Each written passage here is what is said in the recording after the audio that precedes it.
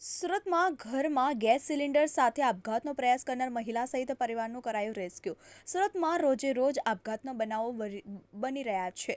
ત્યારે અમરોલી વિસ્તારમાં પોતાના પરિવાર સાથે આપઘાત કરવાનો નિર્ણય મહિલાએ કર્યો હતો. જેથી મહિલાએ ગેસની બોટલ સાથે આપઘાત કરતા અગાઉ ફાયર બ્રિગેડ અને પોલીસને જાણ કરી દેવામાં આવી હતી, જેથી તાત્કાલિક ફાયર બ્રિગેડ ઘટનાસ્થળે પહોંચ્યું હતું. બાદમાં મહિલા સાથે સમજાવટી કામ લઈને તેણીને સાથે પરિવાર 3 સભ્યોએ બચાવી લેવામાં સફળતા મળી હતી. અમરોલી વિસ્તારમાં આવેલી રેસિડેન્સીમાં મહિલાએ ગેસ સિલિન્ડરથી આપઘાતનો પ્રયાસ કર્યો હતો, જેથી પાડોશીઓ એકઠા થઈ ગયા હતા. પોલીસને અને ફાયર બ્રિગેડને જાણ કરવામાં આવી હતી. ઘરમાં 45 વર્ષની મહિલા, તેની પુત્રી સહિતના 3 વ્યક્તિ હાજર હતા. તેમના જીવને જોખમ હતું, જેથી મહિલાને સમજાવવાનો પ્રયાસ સફળ રહ્યો હતો, જેથી દરવાજો ખોલીને તમામને રેસ્ક્યુ કરવામાં આવ્યા હતા.